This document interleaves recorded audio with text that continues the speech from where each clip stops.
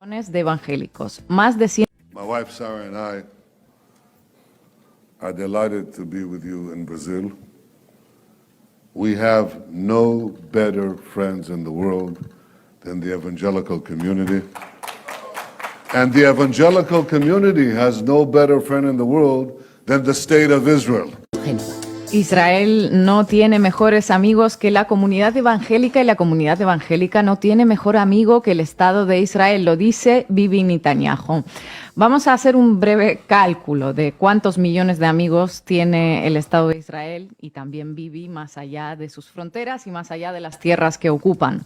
En el mundo hay más de 600 millones de evangélicos. Más de 120 millones de ellos están en América Latina y el Caribe y más de 100 millones en América del Norte entre Estados Unidos y México.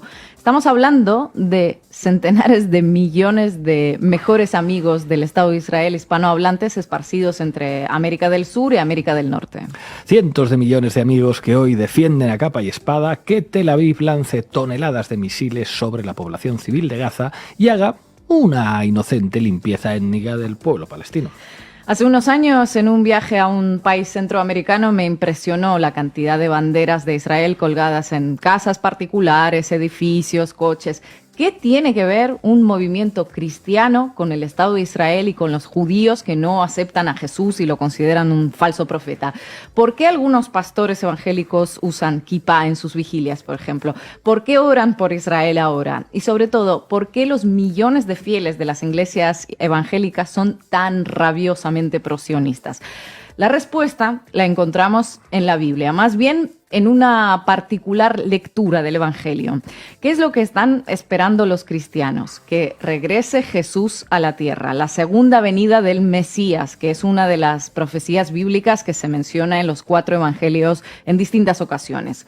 Los cristianos evangélicos interpretan los textos bíblicos de tal manera que creen que esa profecía se cumplirá solo después de que los judíos regresen a la tierra prometida. Es la voluntad de Dios que retornen todos los judíos a sus tierras, expulsen a los invasores, a los palestinos, y luego llegará Cristo y reinará 1000 años.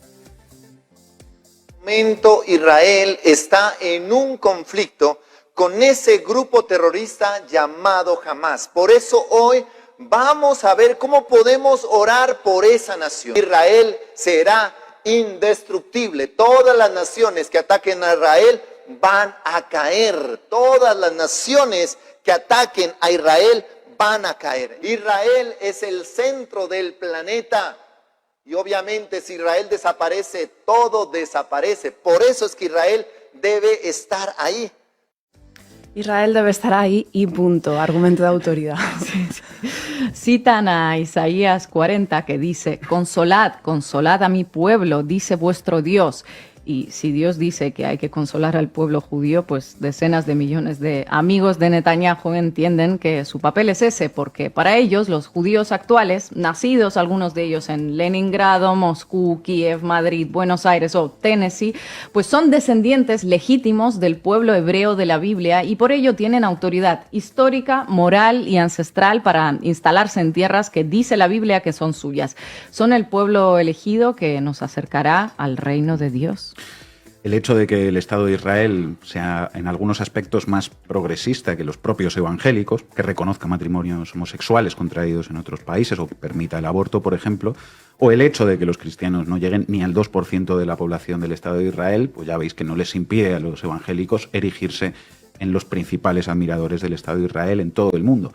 Precisamente por ello también se le llama a esa rama cristianismo sionista. Y al Estado de Israel, por su parte, obviamente, pues le viene genial contar con centenares de millones de personas cristianas sionistas dispuestas a justificar la ocupación, el genocidio y la limpieza étnica con textos del Antiguo Testamento. Es decir, con la palabra de Dios.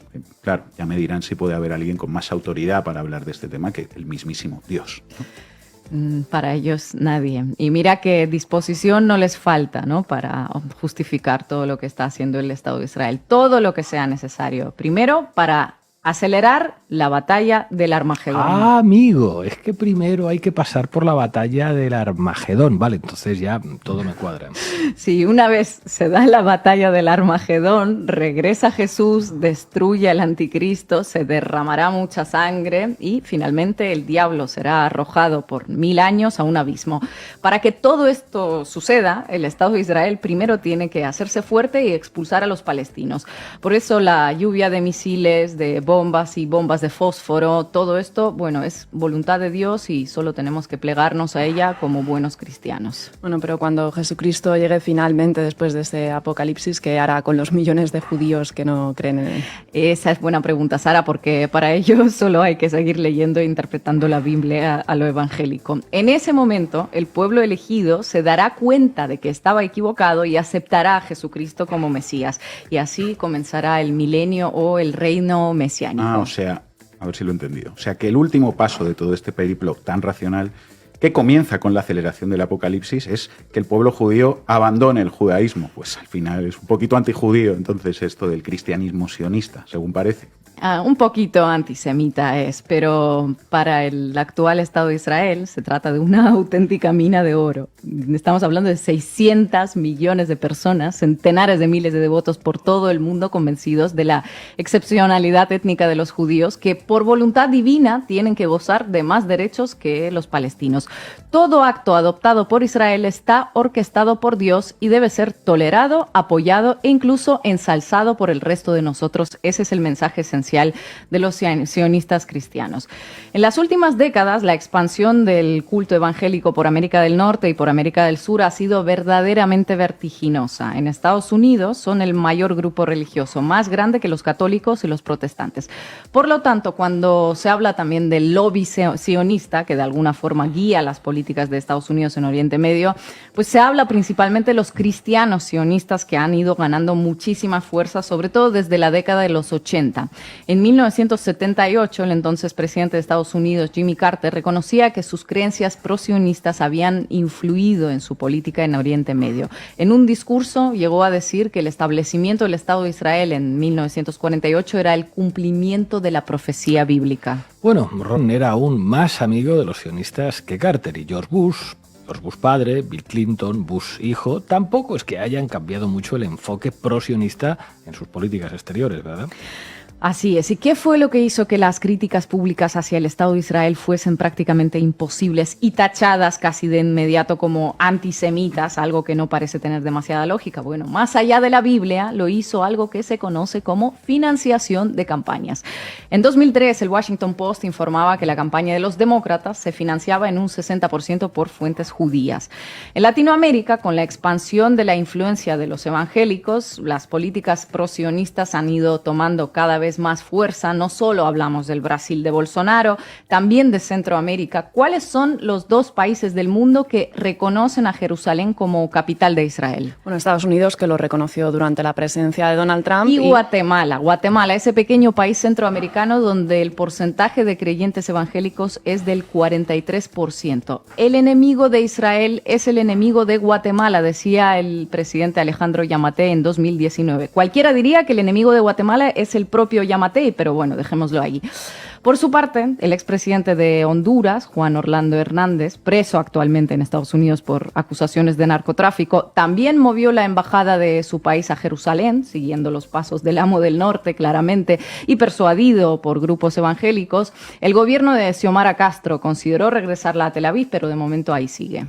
Así que tenemos a centenares de millones de personas por el mundo apoyando la limpieza étnica de los palestinos, ingentes cantidades de dinero provenientes de las donaciones para que cada vez sean más, lobby político prosionista para que países enteros definan su enfoque en Oriente Medio a favor del Estado de Israel, y todo para que llegue la batalla del Armagedón acompañado del Apocalipsis.